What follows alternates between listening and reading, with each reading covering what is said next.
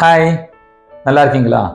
2025 NEET ஆஸ்பிரன்ஸை பொறுத்த வரைக்கும் நேற்று அவங்க எழுதிய ஓஎம்ஆர் ஷீட்டும் தங்களுடைய ஆன்சர் கீயும் அவங்களுக்கு கிடைச்சாச்சு. எதா இருந்தாலும் மார்க்கு கால்குலேட் பண்ணும்போது நிறைய மாணவர்கள் கொஞ்சம் கவலைப்பட வாய்ப்புண்டு. நீட் எக்ஸாம் முடிஞ்சு ஒரு நாளுக்குள்ள ப்ரைவேட் ஆன்சர் கீ எல்லாம் யூஸ் பண்ணிட்டு மார்க்கு கால்குலேட் பண்ணும்போது கிடைச்ச மார்க்கை விட கொஞ்சம் கம்மியான மார்க் வரும்போது யாராக இருந்தாலும் டென்ஷனாக வாய்ப்புகள் ரொம்ப அதிகம்.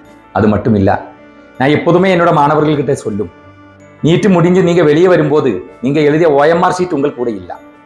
180 கொஸ்டினும் நீங்கள் அட்டன் பண்ணி வந்து அது இன்னது தான் நான் எழுதியிருக்குன்னு ஞாபகத்திலிருந்து எடுத்து நீங்கள் கால்குலேட் பண்ணும்போது சின்ன சின்ன மாற்றங்கள் வரிக தான் செய்யும். அது மட்டும் இல்லை, சில பிள்ளைங்களை பொறுத்த வரைக்கும் அவங்க கொஸ்டின் பேப்பரில் மார்க் பண்ணி வச்ச ஆப்ஷன் இன்னொன்று, பபிள் பண்ணியது இன்னொன்று, அப்படி கூட வர வாய்ப்புகள் உண்டு. எதா இருந்தாலும் ஒரு ஸ்கோர் வரும்போது அந்த ஸ்கோரில் நமக்கு திருப்தி இல்லை அப்படின்னா கண்டிப்பாக டென்ஷன் உங்களுக்கு இருக்கத்தான் செய்யும். அந்த ஒரு ரியாலிட்டியை நீங்கள் புரிஞ்சு முன்னாடி போகிறதுக்குள்ள வழிகள் பாருங்க. யாருமே டென்ஷன் ஆகாதீங்க. இந்த ஒரு ஸ்கோரினாலே உலகமே உடைஞ்சு போகாது, உங்கள் வாழ்க்கையும் உடைஞ்சு போகாது. உங்கள் வாழ்க்கையின் பயணம் மென்மேலும் தொடர்ந்துட்டே இருக்கணும். உங்களுக்கு மருத்துவராகணும் அப்படிப்பட்ட ஒரு கனவு இருந்தால் அந்த கனவோட நெருப்பு நீங்க தண்ணி ஊற்றி அணைச்சிடாதீங்க. அது ஒரு தீயாக்கி, காட்டு தீயாக்கி கொண்டு வாங்க. அது மட்டும்தான் நான் சொல்றது. 1000 நாள் நீ ஒரு கழுதையாய் வாழ்னதை விட 10 நாள் சிங்கமாய் வாழணும். இன்னும் நான் ரிப்பீட் பண்ணி அதுக்கு பின்னாடி போகணுமா அப்படி கேட்கும்போது அவங்கக்கிட்ட எனக்கு திரும்பி கேட்க வேண்டிய ஒரு விஷயம், உன்னோட ஆள் மனசில் நீ டாக்டர் ஆகிறது நீ கனவு பார்த்துட்டு இருக்கா? அந்த ஒரு பிக்சர் உன்னோட மைண்டில் இருக்கா?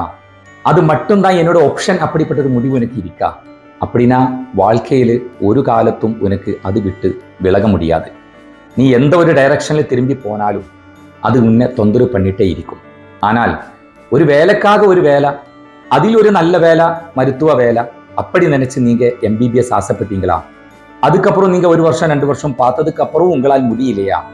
கண்டிப்பா நீங்க விட்டு போங்க. உங்களுக்காக வேற ஒரு வழி கடவுள் ரெடி பண்ணி வச்சிருக்கும். அந்த வழியை நீங்க போங்க. வாழ்க்கையில் உங்களுக்கு சூப்பரா முன்னாடி போக முடியும். உலகின் பாதியே ஊதியமாய் கிடைச்சாலும் விருப்பமில்லாத வேலையில் வெறுப்பு தான் மிஞ்சும். அந்த ஒரு கவிதையை மட்டும் நீங்க ஞாபகம் வச்சுக்கோங்க. வாழ்க வளமுடன், உங்கள் அன்போடு சால்.